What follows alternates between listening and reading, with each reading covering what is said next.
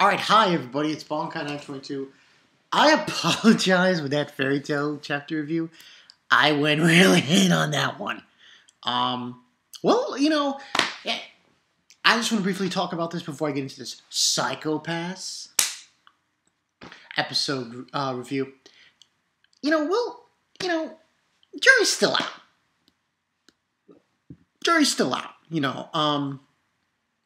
obviously, it's really crazy to come out straight up and say, oh, Urza's dead. No, just gotta wait and see. The jury's still out. We still gotta wait and see how things progress further on. Now, Psychopaths.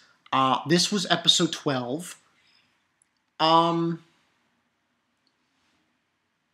This one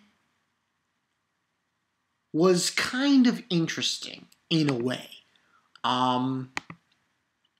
What had happened in this episode was, and let me just make sure this is the correct one, and I didn't just, pull that out of my ass. Just making sure. Yes, this is 12. Okay. This one had nothing to do with akane. Nothing. This was a flashback episode, which was kind of interesting. I found very interesting. This was basically 3 years ago, called Devil Crossroads. 3 years ago, and in 3 years ago, Kogami, Gino, and Sarayama were at the organization. And they are trying to recruit Yayoi. Yeah, it's not, Yayoi no, it's a character. This girl, Yayoi. And basically, this is her past. She was part of a rock band, guess you call it. A band, playing music and shit. And she was talking to this one girl named Rena, and she was really good friends with her, and she would help her, put nail polish on her fingers and stuff. And then this other girl would be like, no, don't hang out with her. Your past will become cloudy. Your psychopaths will become cloudy and shit. So, that's the story. And then we see her in a detention office, a rehabilitation facility, and her past is cloudy, and so on and so forth. And pretty much, it basically is, she's trying to get, while she's in the rehabilitation facility, she's trying to ask for strings, guitar strings. Ooh, pretty funny joke. I know I might as well just tell you this joke. At the end of the episode, this I find funny. No, this I find funny. They show a picture of the guitar strings on the table, and it says "Made in USA," and I'm like,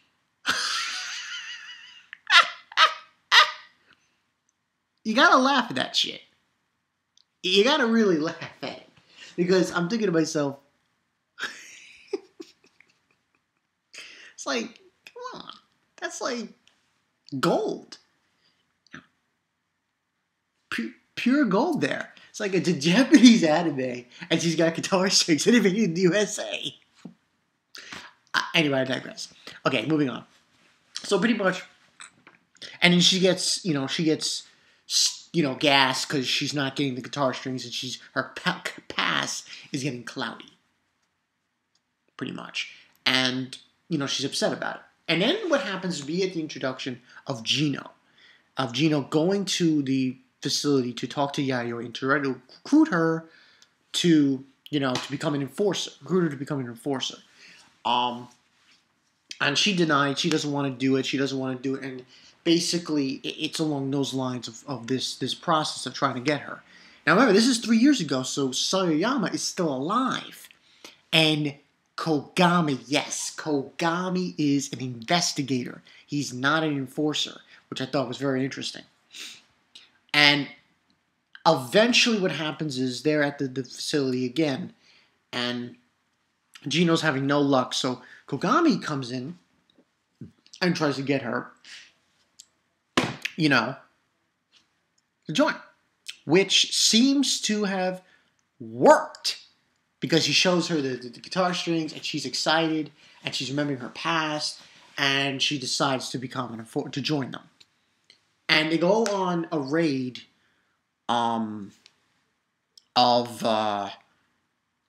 people using these certain locations around the city, these clubs where people are making Molotov cocktails. You know what those are? Those are the, you got a bottle and you're putting a rag in there and you light it up and you throw it. So they're trying to find out where they're being made, which club, and so on and so forth.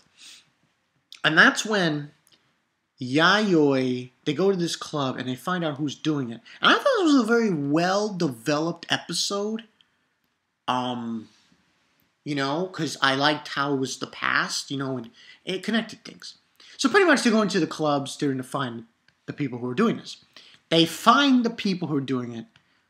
It causes a scene. Sorayama's in there, and then everyone more or less splits up. Kogami goes with Sorayama to confront this one guy who's got this girl hostage. Everybody runs out, and Yayoi confronts her friend, Rina.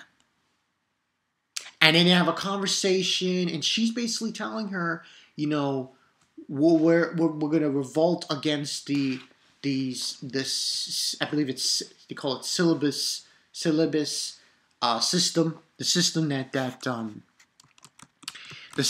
the enforcers and investigators use to judge people for a crime coefficient, to judge crime coefficients. And she's going against it. It's like that whole anarchy kind of thing.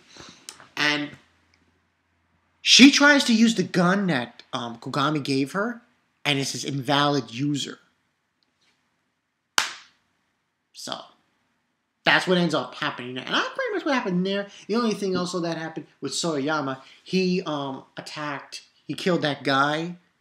Him and, Kogami teamed up and was able to get the girl away and kill the guy. It's so funny. When they shoot people with these things, he's blowing up. I'm like, oh, god damn it. There's blood everywhere. And that's pretty much more or less what happened. And in the end, we see, like I said, she's getting her stuff out of the rehabilitation facility in a room. And she leaves behind the guitar strings. And it says, like I said, made in USA. I was like, so funny. Overall, I really liked this episode of Psycho Pass. I really did. Gonna give it a 4 out of 5. It's going in a very good direction. I think after the Akane thing, the last episode that came in, I thought it was a good, I'd say a breath of fresh air, I guess, to see,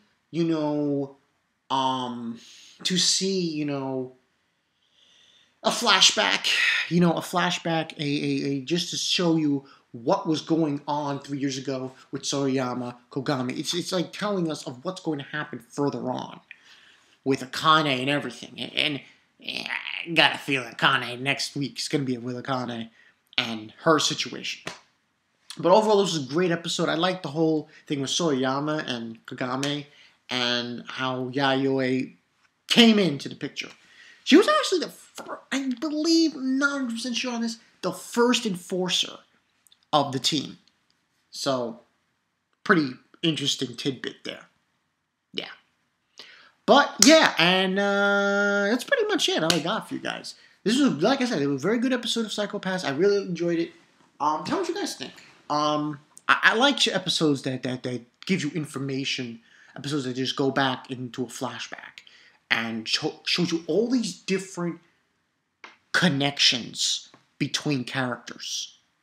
Like Sorayama's connection with Kogami, and then you've got Yayoi's connection of how she originally came into be with this group, becoming an enforcer.